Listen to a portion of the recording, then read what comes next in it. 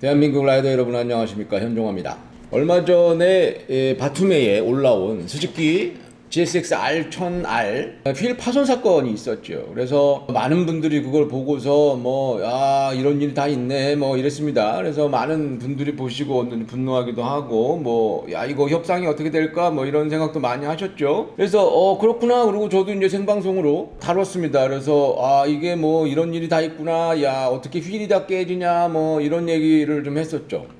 그랬다가 제가 이틀인가 이제 수요일 날 했었으니까요. 지난주 수요일 날 방송을 하고서 금요일 날인가 희한한 글이 올라왔어요. 휠 파손 사건에 대해서 바보로 만들지 않았으면 좋겠습니다. 이런 글도 올라왔고. 그래서 이제 그 글을 읽다가 좀 이상하다라는 생각이 들어서 바빠 죽겠는데 방송을 좀 만들게 됐습니다. 지금 보면 이제 그 글의 주된 내용은 뭐냐면, 그 피해자인 휠이 파손된 바이크 주인장이 윌리와 텐덤 윌리를 많이 하고 잭나이프들을 했느니 이런 얘기를 하고, 그러니까 바이크를 가혹한 조건에서 라이딩을 계속해서 이제 박스권 지 6개월짜리 1000cc 레플리카의 리어 휠이 깨졌을 가능성이 있다. 왜 그렇게 험하게 탔느냐, 이런 얘기를 많이 했죠. 그러면서 그런 댓글들이 쭉 달렸어요.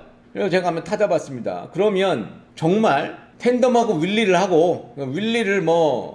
자주자주 하고 그런다고 해서 휠이 깨지는가?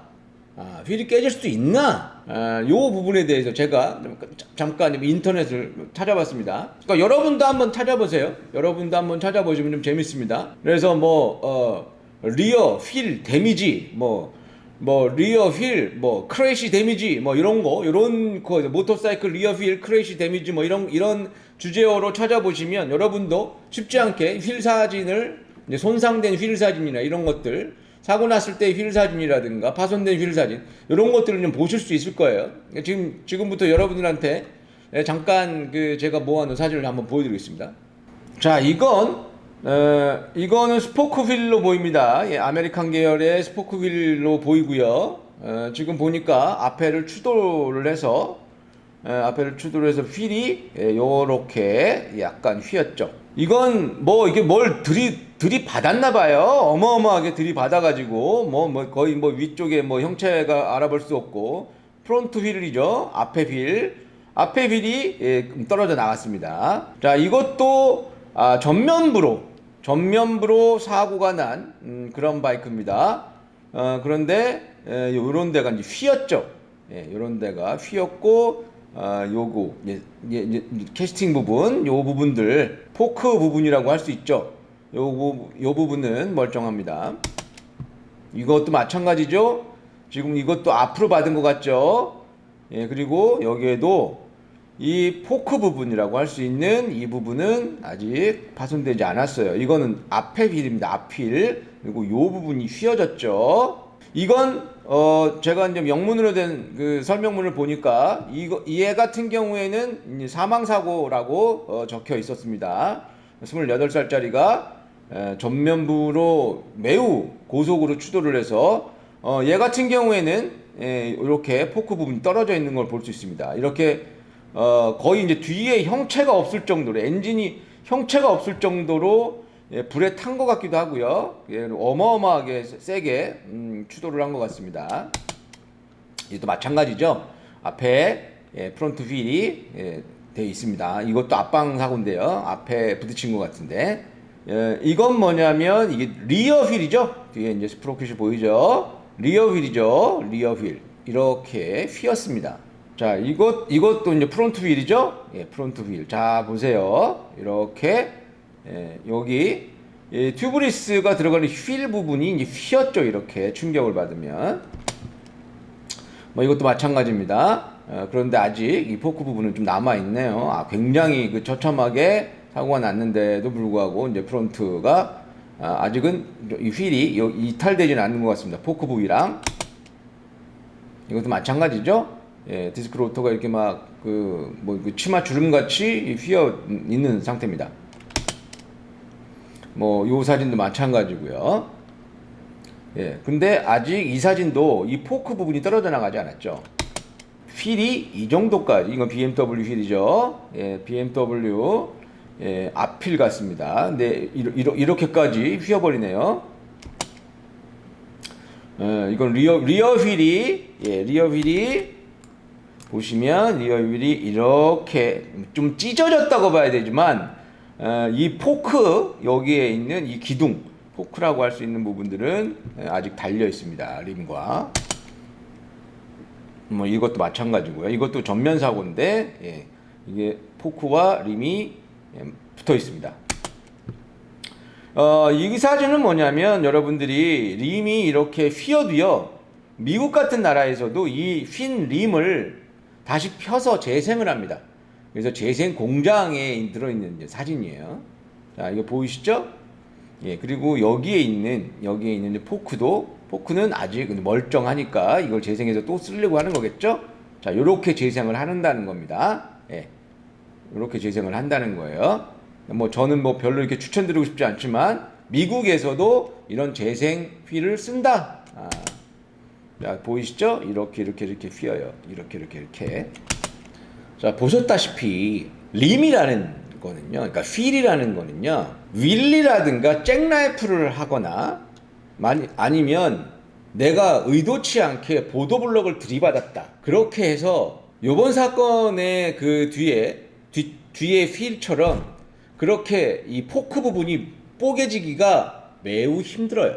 왜냐면 그러기 위해서는 이미 이 림이 찌그러지는 정도의 그런 정도의 충격을 받아야, 그리고 그런 충격이 매우 강한 충격이 여러 번 작동을 해야 이런 파손이 진행될 가능성이 커요. 그리고 또 한 가지 여러분들한테 말씀드릴 게 뭐냐면, 리어 휠에는요, 온로드용 리어 휠에는 완충 고무라는 게 들어가요. 이 완충 고무가 들어가기 때문에 윌리를 하기 위해서 스로틀을 급격하게 개방한다고 해서 그렇게 큰 데미지의 힘이 휠에 이렇게 전달되지 않아요. 그리고 이게 물리적으로 본다고 하더라도요, 바퀴를 들었어요.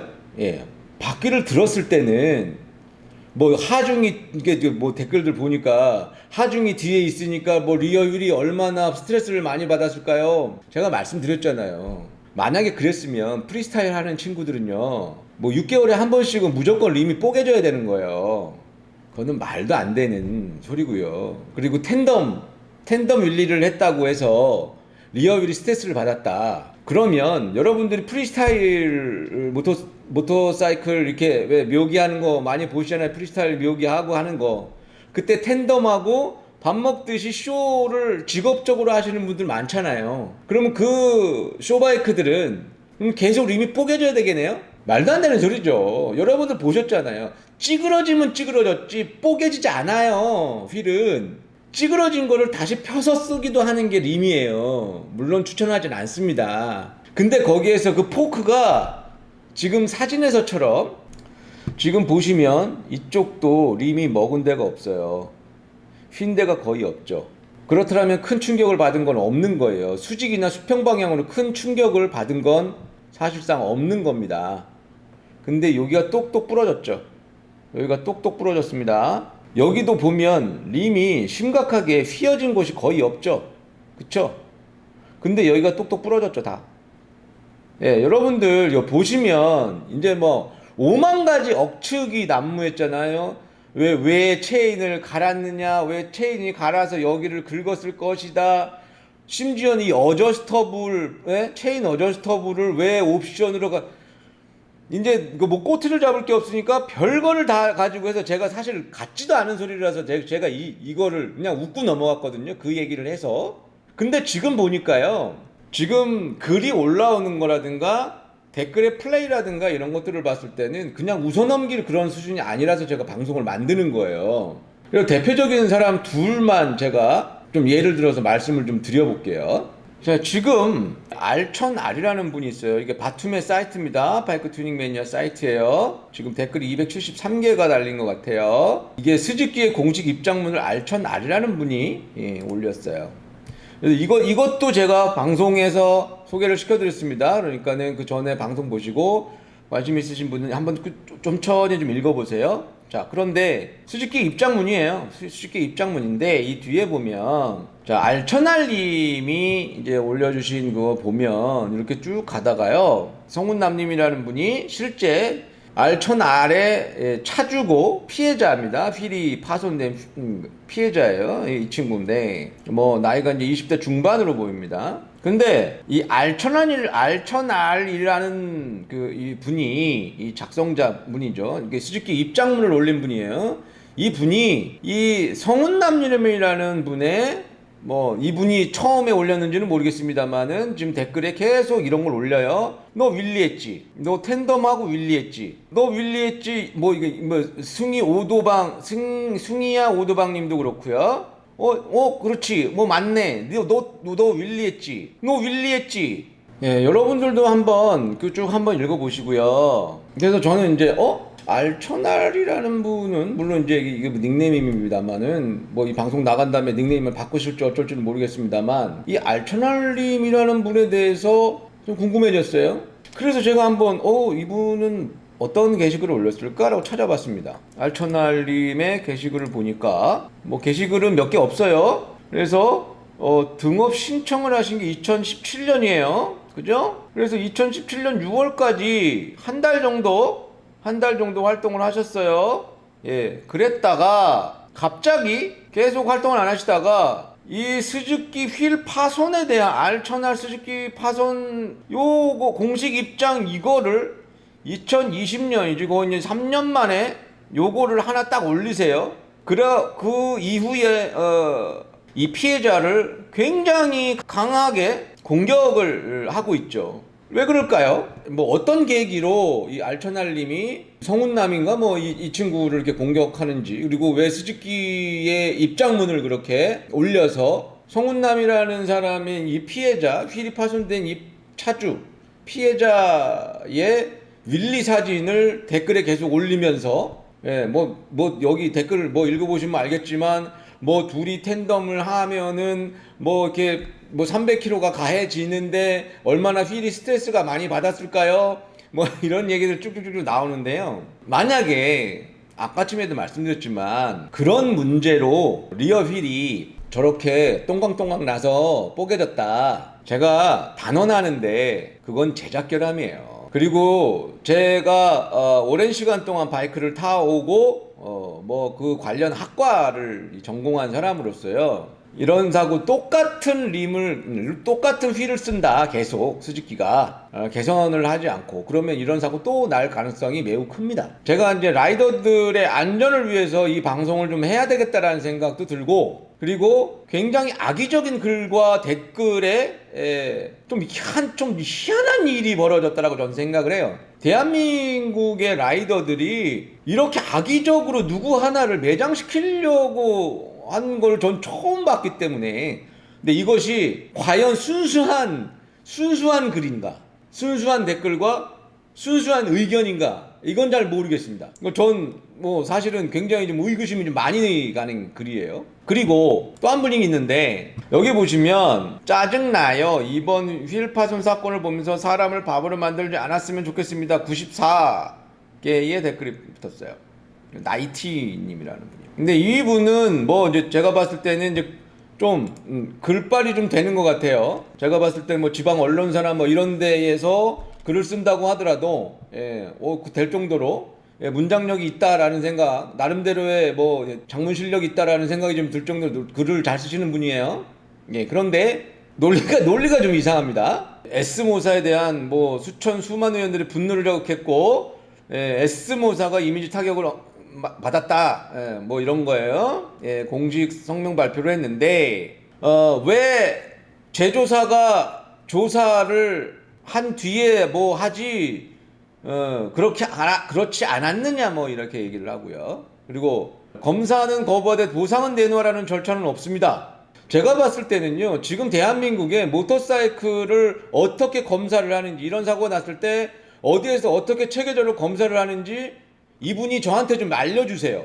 그런 데가 어디에 있는지, 대한민국에서 단 한 번이라도 그런 적이 있었는지 한번 저한테 알려주세요. 제조사가 갖고 가서 피해자가, 그래서 제가 방송할 때 그랬잖아요. 만약에 제조사에서 조사를 위해서 바이크를 가져간다고 했을 때는 최대한 세밀하게 최대한 자세하게 동영상과 사진을 찍어놔라, 그 말씀을 드렸어요. 왜냐하면 이게 국가수에 가겠습니까? 아니면 소비자보호원에 가겠습니까? 국토부에 들어가서 조사를 하겠습니까? 이거 조사할 수 있는 사람이 누구예요? 그러면 비전문가인 피해자가 해야 됩니까? 그러면 일방적인 제조사가 해야 되는 겁니까? 수입업체가? 그럼 어떻게 합니까? 지금 현재 상태에서 소비자는 누굴 믿어야 됩니까? 아무도 못 믿는 거예요. 그러니까 어쩔 수 없이 어쩔 줄 모르고 있는 거예요. 근데 지금 피해자만 공격을 하는 글을 쓰고 있죠. 보겠습니다. 이거를 읽고 제가 되게 좀 황당했는데, 분명히 정의 구현을 하겠노라겠습니다. 분명히 진실을 밝히거나 분명히 억울함을, 분명히 내가 받은 보육과 치욕 수치를 풀고 뭐 이런 글 써놨는데, 제가 저번 주 수요일 날 방송했을 때 저는 이런 문구를 보지 못했거든요. 피해자가 쓴 글 중에서 뭐 댓글에 뭐 어떻게 썼는지는 모르겠지만 피해자가 쓴 글에는 이런 문구가 없었어요. 뭐 분노를 뭐 치욕을 씻겠느니 뭐 이런 얘기 한 적 없거든요. 지금 이 글을 쓴 이 양반이 우리가 도와줬는데, 우리가 그 많은 사람들이 댓글을 달아주고 응원해주고 스즈키의 그 진심 어린 그 협상 테이블에 나와라 뭐 이런 것들을 했는데 너는 글을 삭제했느냐? 왜 우리한테 허락도 안 받고 왜 글을 삭제했느냐? 그럼 도와준 우리는 뭐냐 이거죠. 그래서 너는 우리를 바보로 만들었다는 거예요. 참고적으로, 아니 저 역시나 이 부분을 글을 삭제하게 된 부분에 대해서 설명이 없었던 건 좀 서운한 부분들은 있으나, 우리 라이더들이 자신이 댓글을 써줬을 때 피해를 당한 사람한테 조금이라도 도움을 주고자 댓글을 썼잖아요.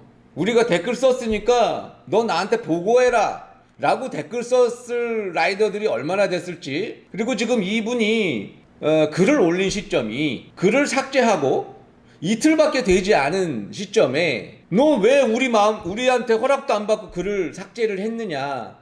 그러면 스즈키랑 샤바샤바 돼가지고 너는 협상을 해가지고 우리가 도와줬는데 네 이득만 취하고 글을 싹 삭제하고 얘기도 안 하면 우린 뭐가 되느냐 라고 얘기를 하고 있는데요. 이 부분에 대해서 저는 그래요. 저 개인적으로는 여러분들 생각하시기에 우리 대한민국의 라이더들이 많이 발전되고 이런 커뮤니티에서 이런 사고가 발생됐을 때 이렇게 많은 사람들이 그 라이더를 도와줬기 때문에 스즈키에서 식은땀을 흘리고 협상을 한 거예요. 옛날에 어떻게 했는지 알아요? 이 많은 라이더들이 없이 개인이 이렇게 막 하잖아요. 개인이 상대하고 막 아무리 뭐 태워버릴 거야 뭐 어쩌고 할 거야, 콧방귀도 안 꼈어요. 정말로 콧방귀도 안 꼈습니다. 저는 옛날부터 오래전부터 봐왔잖아요. 지금 바투메 같은 이 대형 오토바이 커뮤니티가 있어서 라이더들이 뭉칠 수 있기 때문에 이런 여론이 형성됐기 때문에 그나마 수입사에서 스즈키에서 뜨악해가지고 이거 협상 안 하면 안 되겠구나라고 생각을 고쳐먹은 거예요. 그래서 여러분들이 달았던 그 댓글이라든가 그 응원글들이요, 앞으로 또 발생할 수 있는 이 피해 라이더들을 다시 안 나오게 만드는 그런 굉장히 중요한 역할을 한 거예요. 근데 제가 봤을 때 이 글은 그게 아니라 그냥 한 사람을 표적으로 너 윌리했지, 너 뒤에 여자친구 태우고 윌리하고 밥 먹듯이 윌리하고 그렇게 바이크를 험하게 해놓고 휠이 뽀개졌다고 스즈키 뭐 해가지고 다른 사람들 다 선동해가지고 네 이득만 챙기고 튀었구나, 이렇게 몰아붙일 일은 아니란 말이죠. 그리고 거기에다가 또 그 동조에서 이제 댓글 다시는 분들이 좀 있었는데요.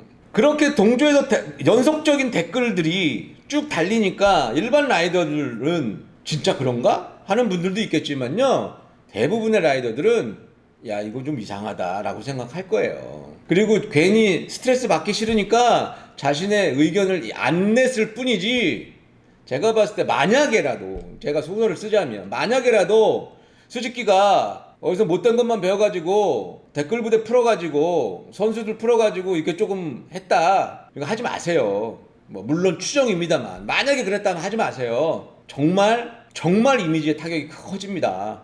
지금 대한민국 라이더들이 어떤 수준인데 지금 안 그랬기를 바래요. 스즈키는 그러지 않았을 거예요. 단순한 저의 그냥 소설이에요.